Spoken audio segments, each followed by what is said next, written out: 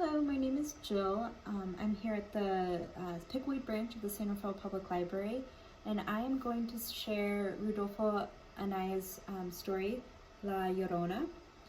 It's a retelling of the Mexican folktale La Llorona, and Anaya's version is a little bit sweeter than the one that you might know, but it is still very heartbreaking and a little bit scary. And I have abridged it a little bit for time. So here is La Llorona, written by Rudolfo Anaya, who is one of our Ofrenda honorees, and it is illustrated by Amy Cordova.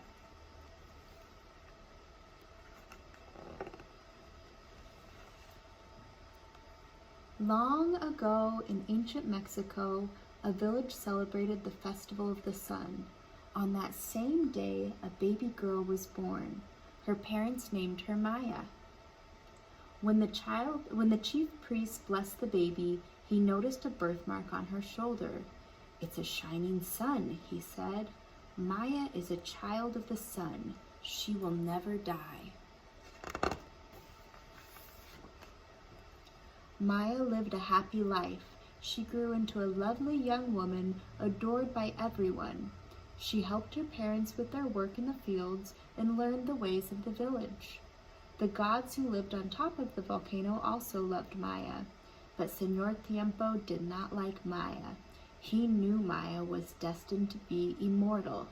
"I am the father of time," he shouted. "This girl will never perish, and if she has children, they will live forever. I cannot allow that."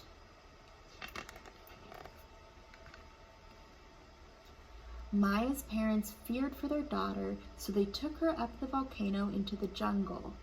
There, at the edge of a lake, Maya would live alone, away from angry Senor Tiempo. In the mornings, Maya tended her vegetable garden. In the afternoons, she gathered bright feathers that fell from the wings of parrots. She wove the feathers into beautiful baskets and dresses.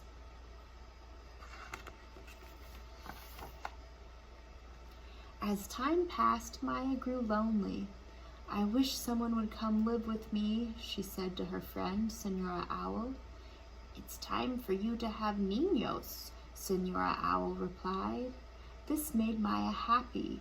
Children would be wonderful companions. She would care for them and teach them to grow vegetables and weave baskets. "What must I do?" she asked. "Make a clay pot," Senora Owl said. "When the moon is full, take it to the lake and fill it with fertile earth. You will be given seeds to plant in the pot." Maya did as she was told. She dug red clay and made a beautiful pot. It was large and round. Maya painted brightly colored birds on it. That night, the full moon shone as bright as the sun. Maya took the clay pot to the lake and filled it with earth. Just then, a young man came walking by. "That's a beautiful pot," he said. "What are you going to plant?" "Senora Owl told me this is the way to make a baby," Maya answered. "I too spoke to Senora Owl," the young man said. "She told me to put corn in the pot. This way you will grow a lovely child." He sat beside Maya and took kernels from his leather pouch. He planted the corn in the pot and added water from the lake.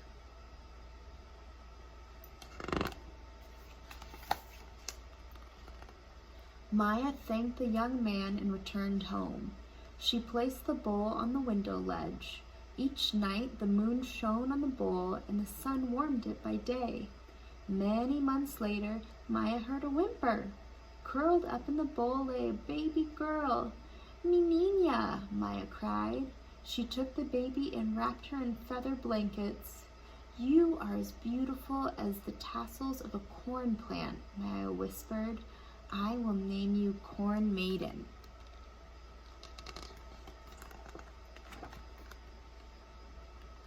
Maya's family grew as the young man came with more seeds. Beans, squash, mangoes, papayas, lemons, and oranges. Many beautiful children were born from the seeds. Maya was no longer lonely. During the day, she taught her children to grow vegetables and weave baskets. At night, she told them stories and sang them songs. She made a promise. As long as I keep your pots safe, you will stay with me forever.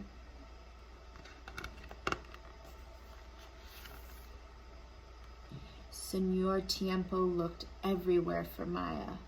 One night, he hid outside the home of Maya's parents. He heard Maya's mother say, "Our daughter is safe in her home by the lake." "Yes," Maya's father agreed. "Now she has her niños to keep her company."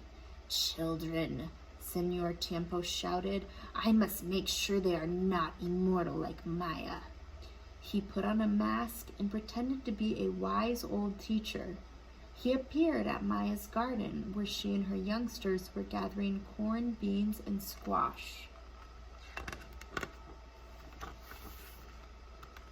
Senor Tiempo looked at the happy and handsome boys and girls. Their skin glowed, their dark eyes sparkled, and their long black hair glistened in the sun. "Where did you get such beautiful children?" Senor Tiempo asked Maya. "Senora Owl told me to make pots of clay," Maya answered. "A young man brought seeds and put them in the pots. The sun and moon blessed the pots, and so my niños were born." Senor Tiempo whispered to himself, "I have to find a way to steal Maya's children and make them my own. I will not let them live forever." "But your children will grow up and leave," he said. "They will age and die."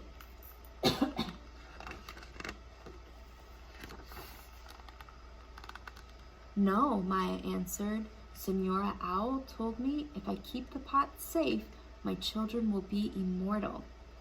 "So that's her secret," Senor Tiempo murmured to himself. "Now I know how to trick her." "They are safe with me," Maya insisted. "But a thief might come and steal the pots," he said in a sweet voice. "I know how you can keep your children with you forever." "I don't want to lose them," Maya cried. "Tell me what I must do."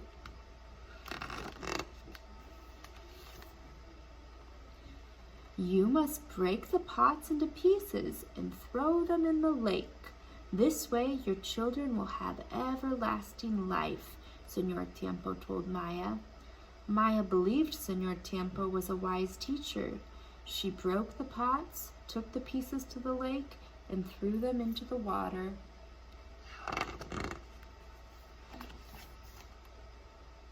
Suddenly, a terrible storm came over the lake. Lightning flashed and thunder shook the earth. All the animals ran to hide. Senor Tiempo grabbed the frightened children. "Come with me," he shouted. He led the crying children to the deep lake and tossed them in the water. "My children!" Maya exclaimed. "Where are my niños?" "Too late," Senor Tiempo answered. "Now they're mine." Maya knew Senor Tiempo had lied to her.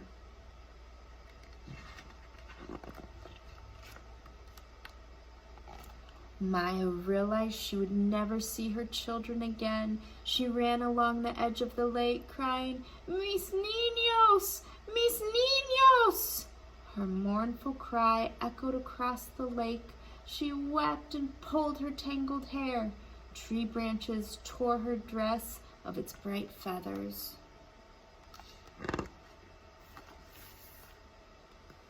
Maya's parents and the villagers heard Maya's cry, but there was nothing they could do. They were afraid of the crying woman. Fearful mothers called their children indoors. "Be good," mothers whispered, "or the crying woman will think you belong to her. She will carry you away." The children shivered and obeyed. They did not go play by the deep and dangerous lake.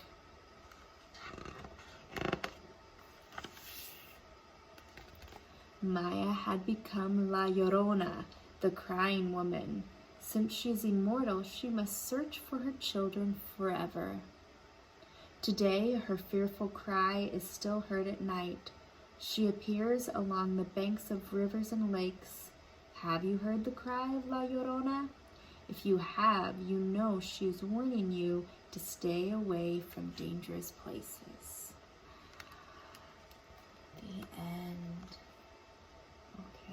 Thank you guys for listening. I'll see you later. Bye-bye.